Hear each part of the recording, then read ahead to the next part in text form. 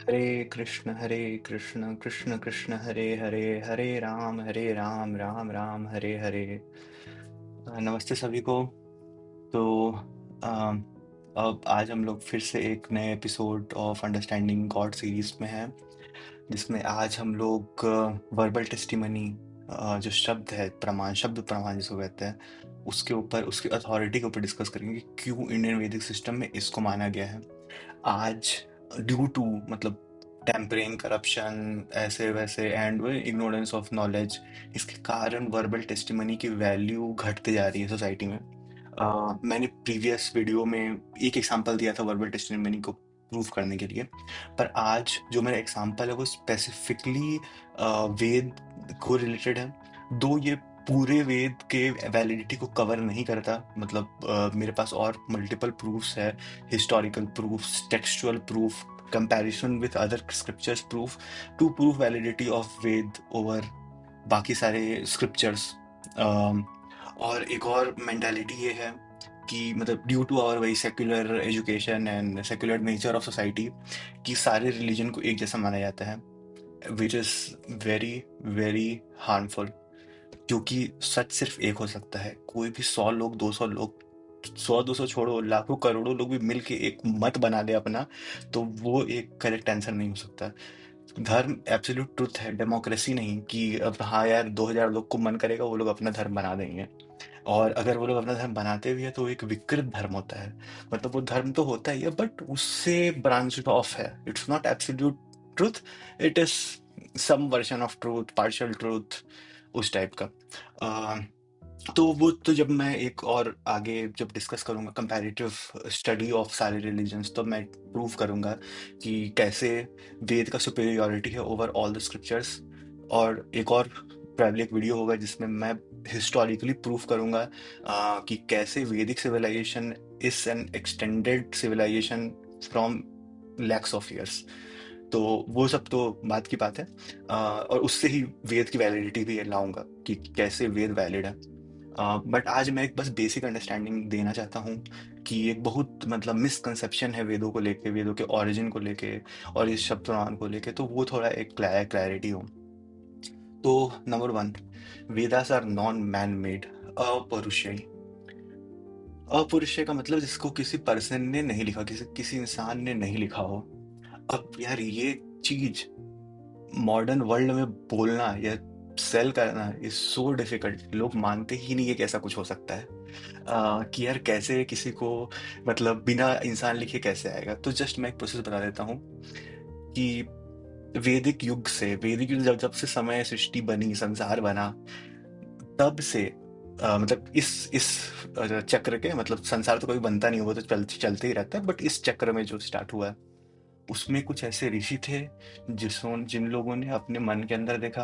और शायद मैंने सिर्फ प्रीवियस वीडियो या पता नहीं कहीं कहा भी है कि जो अंदर है वही बाहर है।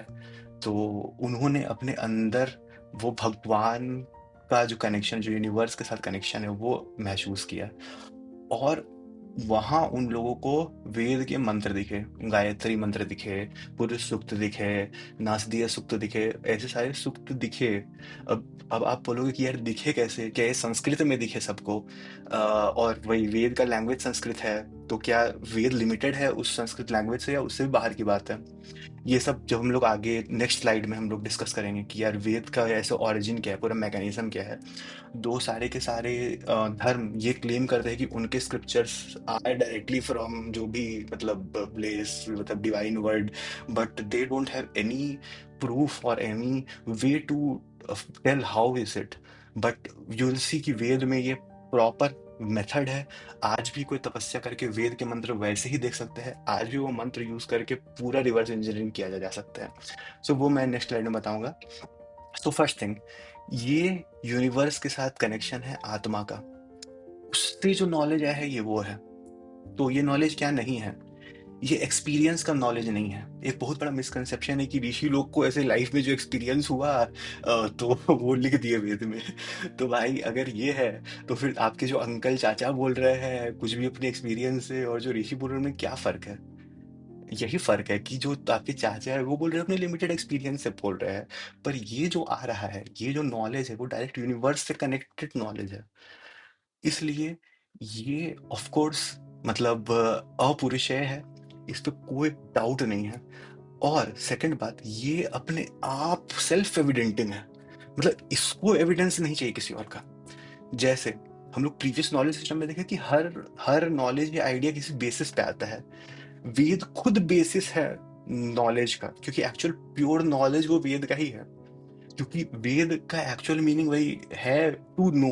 वेद मतलब ये ज्ञान, तो टू नो मतलब ये ज्ञान को जानना ही वेद है। और ये जो ज्ञान है सेल्फ स्टेप, तो हो सकता है कि आपकी परसेप्शन गलत हो जाए, बट वेद गलत नहीं हो सकता। इतनी भारी अथॉरिटी है मतलब वेद की। मतलब फॉर एग्जाम्पल, आप सोए, आपको सपने में दिख रहा है कि यह सब कुछ सच था, पर वेद बोलता है कि ना वो सच नहीं, ये सच। ये है अथॉरिटी वेद की। ये बोला, आपको महसूस नहीं हो रहा, तब भी आपको मानना पड़ेगा, क्योंकि दिस इज डिवाइन ट्रूथ। अब आपका, आपके ऊपर ही होना चाहता है कि आप जाके खोजो कि यार सच में ऐसा है क्या। तब आप जिज्ञासा करो, आप एक्सप्लोर करो। हम लोग आगे और भी देखेंगे, मतलब मेरा पूरा ये सीरीज ही वेद का डिफेंस करना है। और इसके आगे जाके वेद में क्या लिखा हुआ है और उसके हिसाब से भगवान क्या है वो डिफाइन करना है।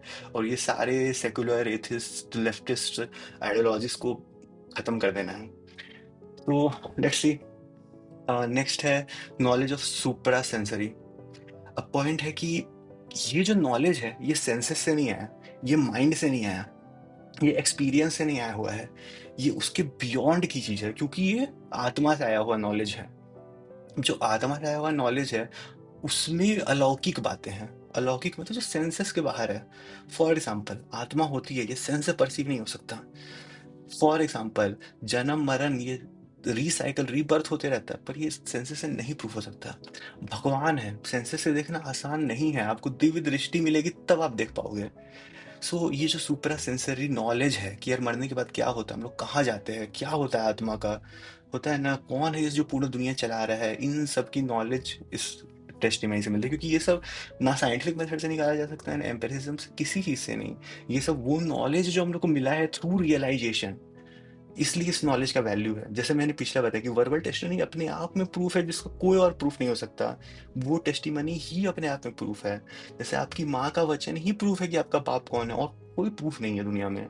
और कुछ है तो वो बस कंफर्म कर सकता है उसको, वो अपने आप में इंडिपेंडेंट प्रूफ नहीं है। Next, reliable testimony for trustworthy sources. Exactly. अब ये समझना होगा कि यार टेस्टिमनी का अथॉरिटी भी तभी है जब वो एकदम ही ट्रस्टवर्दी लोगों से आया हुआ है, नहीं तो उस टेस्टिमनी की वैल्यू नहीं है। तो ये समझना कि यार ये जो शब्द प्रमाण है ये आप्त वाक्य है, मतलब किसी एक बहुत ही ट्रस्टवर्दी पर्सन से मिलता है। तो आज हम लोग को ये वेद कहाँ से मिले हैं।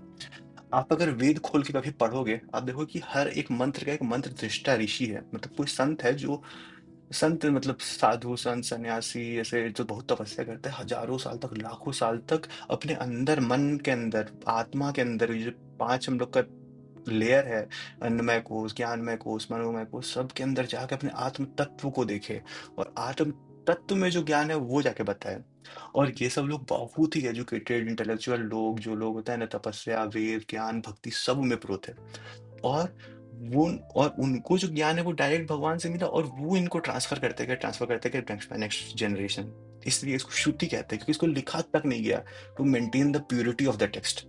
मतलब आप डायरेक्ट सुनेंगे, वो सुन के ही आप ट्रांसफर करेंगे। There is no other way. Veda को लिखना मतलब आप समझ रहे, Veda is so authoritative, so sacred, कि सबको वेद पढ़ने का अधिकार नहीं है। सबको ऐसे वेद के मंत्र, ऐसे आज जो गायत्री मंत्र ये सब मंत्र को खुलेआम चलाया जाता है, ये इट इज नॉट अलाउड। मतलब आपको यज्ञोपवीत होना चाहिए वेद की ऋचाएं और ये सब चीज को आगे करने के लिए। दो नॉलेज किसी को लिमिटेड नहीं है, गुरु के थ्रू सबको, शूद्र को सबको बताए ना नॉलेज मिलता है। बट जो एक लीगल वे है, जो अथॉरिटेटिव वे है इसको चलाने का, क्योंकि बोल रहे, क्योंकि ये जो वेद है इनकी अथॉरिटी इतनी ज्यादा है कि इनको ऐसा रखना पड़ेगा to maintain its sanctity, purity and reliability over years. Next is universal use in daily life. तो मैंने एग्जांपल बता ही दिया कि बहुत सारी टेस्टिमनी है जो हम लोग को पता है। जैसे मान लीजिए आपके गांव में कुछ हुआ, तो वो टेस्टिमनी है, गांव में होता है ना, वो उसका क्या प्रूफ होगा। आप क्या उसका भी अशोक स्तंभ बना के वो सारी चीज लिखोगे, या उसको कोई बुक में छपवाओगे कि मेरे गांव में ये सब हुआ था। वो तो बस आपके गांव के लोग ही बता बता सकते हैं। आपके परदादा कौन थे, आपके छड़दादा कौन है, किस किताब में लिखा हुआ है? कोई किताब में नहीं लिखा हुआ है, उसका कोई प्रूफ भी नहीं किया जा सकता है। बट आपके माता पिता, आपके परिवार वाले, आपके समाज में, आपके गांव वाले लोग के पास हजारों स्टोरीज हैं, और ये सारे स्टोरीज का प्रूफ ये खुद है। अब इसका मतलब ये नहीं है कि आपके जहाँ जहाँ जो भी स्टोरी चलता है वो सारी चीज सही है, बट कुछ कुछ चीजें अपने रैशनल से हम लोग फिगर आउट कर सकते हैं कि ये सही है। और उसमें से वेद को ऑल द पीपल, मतलब जब ये पूरा वैदिक अथॉरिटी है और एक पूरा सिस्टम है, ये टोटली एक्सेप्टेबल है। और हम लोग देखे ये कि साइंटिफिक और नॉन साइंटिफिक कम्युनिटीज भी कैसे टेस्टिमनी यूज करती है फॉर नॉलेज सिस्टम को बढ़ाने के लिए, and there is nothing wrong in this again. Next is shabda validates and complement other प्रमाण्स। Very very important point. अब आप बोलो कि यार अब अभी हम, चलो ठीक है तुम्हारे इतनी बात माने भी, how, what is the proof? The proof of the pi is sorry the pudding is in eating it. वैसे अब कोई पूछे कि यार रसगुल्ला कैसा लगता है, हम आपको क्या ही बोलेंगे, यार ये बहुत मीठा है, यार मजा आ गया। पर अल्टीमेटली आप खाओगे नहीं तो आप लोग नहीं बता सकते। सिमिलरली, जब आप वेद को सच मान के, फेथ, जो फेथ जिसको कहते हैं रिलीजन में, तो एक फर्स्ट स्टेप आपको फेथ का लेना होगा। होता है ना, बाइबल में लिखा हुआ है we walk by faith not by sight. हम लोग अपने फेथ पे चलते हैं। आज हमको पता है कि जिस जमीन पे पैर रखेंगे वो गिरेगा नहीं, इसलिए अपने फेथ पे चलते हैं, वरना साइट तो कुछ भी हो सकता है। तो वेद का सबसे बड़ा प्रमाण सबसे पहले उसको मान के उसको अप्लाई करने में है। तो जब आप वेद की मंत्र साधनाएं करेंगे, यज्ञ करेंगे, उसको फॉलो करेंगे, तब आपको धीरे धीरे धीरे धीरे से वो रियलाइजेशन पे क्लोज आएगा, और आपको इन सब टेक्स्ट के ट्रुथ पता चलने लगेंगे धीरे धीरे धीरे। और आप ये भी देखते हो बैक टू बैक की आज लेटेस्ट साइंटिफिक एविडेंसेस प्रूव करती है बैक की वेद को ऐसा है, चाहे वो मल्टीवर्स हो, टाइम डायलेशन हो, मतलब स्पीड ऑफ लाइट हो, वट एवर। मतलब वी हैव सीन की, मतलब वेद हैव बिन देयर। मतलब और जो नहीं है, जो भी मैच नहीं कर रहा है, डोंट वरी, वो 500 साल बाद मैच होगा। जैसे दो प्रेडिक्शन हम आज ही कर देते हैं कि सूर्य लोक और चंद्र लोक दोनों में होता है ना लाइफ है, बट हम लोग को दिख नहीं रही है। अब ऑफ कोर्स अभी साइंस तो टोटली ही डिनाई करता है, आप लोग भी मेरे ऊपर हंसोगे कि यार क्या बोल रहा है कि सूरज और चांद के ऊपर लोग रहते हैं, मतलब। बट यस, ऐसा है। और मेरी तो साइंटिफिक कम्युनिटी से दरखास्त है कि यार ये जो इतना मान मूड्स मार्स ये सब करते हो भाई, पहले समुद्र के अंदर देखो, समुद्र के अंदर क्या है, वहां कौन रहता है, जो डीप सी क्रिएचर्स है, वहां भी कुछ वर्ल्ड है क्या? पर बोले ना, इन सबको मतलब ज्यादा फंडिंग नहीं मिलता, फंडिंग वही मिलता है जहाँ ये टशनबाजी कर पाए जाके ऐसे झंडा गाड़ के कि यार भाई हम लोग मून पे कब्जा कर लिए ऐसे करके। तो चलो ठीक है, let mortals be happy with whatever they have, but चलो ठीक है। तो एक्जैक्टली पॉइंट ये है कि ये जो शब्द प्रमाण है इसका वैलिडेशन मिलता है और बाकी प्रमाण से। मतलब अगर हम लोग लॉजिकली डिड्यूस करें, इन्फरेंस ले, एपमेरिज्म ले, लोगों की टेस्टिमनी ले, तो ये सारे कोलेट होके वेद को प्रूफ करते हैं, वो वेद के अगेंस्ट नहीं है। मतलब इन जितने भी साल, मतलब वेद तो जब से है तब से है, इनका कोई काट नहीं है। एंड नेक्स्ट इज द गुरु शिष्य परंपरा। अब दो मेथड है नॉलेज का, आज साइंटिफिक कम्युनिटी का नॉलेज शेयरिंग मेथड है रिसर्च पेपर्स। मतलब आपके पास कुछ आइडिया है, आप एक हाइपोथेसिस बनाओ, उस पर एक्सपेरिमेंट करो, रिसर्च पेपर डालो, फिर एक पीयर रिव्यू होगी, मतलब आपस में ये लोग ऐसे वोट करके बताते हैं कि हाँ यार ये सही साउंड कर रहा है, एंड वो पेपर पब्लिश होता है। अगर सबको साइंटिफिकली करेक्ट लग रहा है तो एक पीयर रिव्यू पेपर पब्लिश होता है। तो जो नॉलेज सिस्टम है ये बॉटम अप है। क्यों? क्योंकि एग्जैक्टली जो हम बताए कि साइंस एविडेंसेस पे काम करता है और एम्पिरिकली आगे बढ़ता है। बट ये जो टेस्टिमनी है, ये जो वर्बल टेस्टिमनी है जो किसी को मिला श्रुति से, वो सब के बस की बात नहीं है। आप में उतनी तपस्या जरूरी नहीं कि हो सकती है। फॉर एग्जाम्पल, कोई मून गया, वो बताए कि हाँ भाई मून में ये सब है। जस्ट इमेजिन कैमरा ना हो, क्योंकि अब क्या बोले, हर चीज सबको वीडियो चाहिए और हर चीज का स्क्रीनशॉट चाहिए और हर चीज को बुक में लिखा हुआ चाहिए सबको। तो जस्ट फॉर ए रीजन मान लो कि कैमरा एक्सिस्ट नहीं करता और हम लोग मून पहले ही पहुंच गए। तो अगर हम लोग मून पहुंच जाते हैं और वापस आके कहते हैं कि हाँ यार मून में ऐसा है वैसा है ये है वो है, you have no way to validate. आपको मानना ही पड़ेगा कि हाँ यार वो आदमी गया है और वो पहुंचा है, if it of course if is trustworthy. Exactly. अब ऑफ कोर्स जब ये नॉलेज हुआ तो आप क्या बोलोगे कि नहीं नहीं इस नॉलेज को डिस्कार्ड करो क्योंकि सिर्फ ये इसी के पास है। आप उस नॉलेज को पास ऑन करोगे। तो ये सिस्टम इंडिया में है। इंडिया में गुरु शिष्य परंपरा इज सो क्रिटिकल कि सारे के सारे नॉलेज सिस्टम, सिर्फ ये वेद में नहीं, क्योंकि वेद में तो वर्ल्ड का सारा ज्ञान है, धनुर्वेद, आयुर्वेद, ज्योतिष, ये वो सारे के मेथोडोलॉजी यही है कि ये गुरु रहेगा और वही उस परंपरा में जाएगा। और इसका फायदा क्या है? फर्स्ट, क्योंकि ये एक ट्री है, तो सबसे पहले हम पीछे जा जाके ट्रेवर्स करके ये पता लगा सकते हैं कि यार ये सही है या नहीं, कि जो मेरे गुरुजी बोल रहे हैं क्या मेरे पर गुरुजी बोले, क्या गुरुजी को पर गुरुजी बोले, क्या गुरुजी के पर गुरुजी के पर गुरुजी बोले। और हम लोग के पास हजारों 2000 साल तक का भाष्य है अलग अलग संप्रदायों का, वेद के ऊपर, पुराण के ऊपर, जो एक ही ट्रुथ को वैलिडेट करता है। ऐसा नहीं है कि हाँ 200 साल पहले गुरुजी ये बोल रहे थे, 500 साल बाद जैसे लिबरल हो गए सबको गुरुजी अलग चीज बोलने लगे। नहीं, ऐसा नहीं हो सकता। ये है गुरु शिष्य परंपरा। सेकंड, हम लोग हॉरिजॉन्टली ट्रैवर्स कर सकते हैं कि हाँ यार, जो मेरे गुरु है, क्या उनके गुरु भाई लोग क्या बोल रहे हैं, क्या वो सेम बात बता रहे हैं? अगर वो सेम बात बता रहे हैं तो इट मीन्स कि हाँ जो गुरु बोल रहे हैं ये करेक्ट है। अब अल्टीमेटली सिंस वही बताया ना, इतना कंफ्यूजन है, ये हम लोग को समझना चाहिए कि आज जो वेद की अथॉरिटी है वो रिटन टेक्स्ट नहीं है। आज एक से एक ट्रांसलेशन है वेद के, एक से एक इंटरप्रिटेशन है वेद के, जिनका मतलब बोले ना बस जस्ट बिकते रहते हैं, क्योंकि आज वेद वैसे ही बोले ना वो हो गया है, फ्री यूज हो गया है कि कोई भी यूज कर दो। But and it has decrease the sanctity of वेद।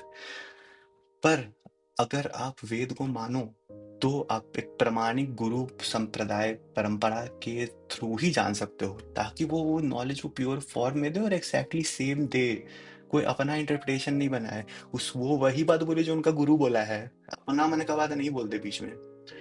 तो एक जनरल रूल ऑफ थंब है, गुरु, साधु, शास्त्र, ये तीन चीज से कोई भी धर्म की बातें वैलिडेट होगी। क्या आपके आध्यात्मिक गुरु, जो एक परंपरा प्राप्त आचार्य है, क्या वो बोल रहे हैं? दूसरा, क्या साधु, क्या और भी बाकी सारे साधु या गण है, वो लोग ये सेम इंटरप्रिटेशन देते हैं उस शास्त्र, उस वेद का, या उसके आसपास मिलता जुलता? क्योंकि हो सकता है, क्योंकि एक ट्रुथ थोड़ा रिलेटिव होता है तो डिफरेंसेस हो सकती है, but it will be same in the core content. और तीसरा, शास्त्र इटसेल्फ, कि यार शास्त्र में अगर कुछ नहीं लिखा और गुरुजी बोल रहे हैं, मतलब गुरुजी को बहुत सोचना पड़ेगा। इसलिए ओशो, जिद्दू कृष्णमूर्ति, आचार्य प्रशांत, गौतम बुद्धा जिनका फोटो लगा हुआ है पीछे, ये सब वेद विरोधी है। मतलब ये लोग वेद को मानते नहीं है, अपना मन का कुछ फिलॉसफी देते रहते हैं। वो हम लोग बताएंगे आगे कि बुद्ध की फिलॉसफी में क्या प्रॉब्लम है। मैंने बहुत कंट्रोवर्शियल बात बोल दी है वैसे, बट चलो ठीक है, अब सच तो बोलना ही पड़ेगा कभी ना कभी।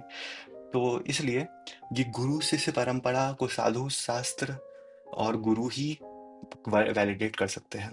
और किसी भी एक्सपीरियंस, आज आजादी के बाद एक सो कॉल्ड स्पिरिचुअल हीरोज बनाए गए हम लोग के, जो थोड़े ब्रिटिश लीनियंट सेक्युलर थे, जो भगवान को कृष्ण के नाम बोलने से भी डरते थे। ब्रह्मो समाज, कौन है ब्रह्मो भाई? किसका समाज है ये? कृष्ण नहीं मान सकते हो? होता है ना एक से एक ड्रामेबाज, होता है ना सोसाइटीज बनी, जो लोग भगवान के नाम लेने तक डरते थे, बोलते थे जतो मत ततो पथ। वाह बेटा, जतो मत ततो पथ, मतलब कुछ भी बोले, सेक्युलरिज्म के नाम पे जो चूरन खिलाया गया है देश को ना, उससे बचाना होगा इस वायरस को से। तो चलिए, उन सब की भी पोल खोली जाएगी थोड़ी बाद में, अभी तो भगवान को साबित करना है, तो वो उसी पे डिस्कस करते हैं। तो आज हमने सीखा कि शास्त्र वेद की अथॉरिटी क्या है, उसका वैलिडिटी क्या है, और क्या क्या हम लोग को प्रोवाइड करता है जो बाकी सारे नॉलेज सिस्टम्स प्रोवाइड नहीं कर पाते हैं। और हम लोग कैसे वैलिडेट करें कि यार ये जो वेद हम लोग के पास है वो अथॉरिटेटिवली करेक्ट जहाँ से आया है। अब नेक्स्ट स्लाइड में हम लोग ये डिस्कस करेंगे कि ये जो वेद है, इसका विजन का प्रोसेस क्या हुआ। क्योंकि आप अगर हम डायरेक्टली किसी को बोले कि ये किताब एक आसमानी किताब है, लोग ऐसा मुंह बना लेते हैं और कैंसिल करने लगते हैं कि यार एक मतलब क्या ही बोल दिया किसी ने। तो कल मैं दिखाऊंगा आपको कि क्या प्रोसेस है एक एक वेद के मंत्र को लाने का, एक वेद के मंत्र को। और वो एक मंत्र ऐसे हजारों लाखों, होता है ना, मंत्र कलेक्ट हुए और उनको कंपाइल किया वेद व्यास जी ने कलयुग में। वो जो लिखता है ना ऐसे एनसीईआरटी वाले कि ऐसे 3000 बीसीई में वेद लिखे गए। अरे भाई, 3000 बीसी में वेद लिखे गए, उस चल कब से रहा है ना, तो मेरा बाप भी नहीं जानता होगा। पर चलो सही है। अ, तो वो हम लोग जानेंगे कि वेद पाने का प्रोसेस क्या है, और ये भी हम बताएं कि आज भी ये यूज होता है, मतलब आज भी कोई बैठे बैठे तपस्या करके वेद का ज्ञान पा सकता है। और दूसरा कि वेद का ज्ञान हम लोग यूज करके फिर वो परम सत्य पे वापस भी जा सकते हैं। तो ये हम लोग नेक्स्ट वीडियोस में डिस्कस करेंगे। तब तक के लिए हरे कृष्णा।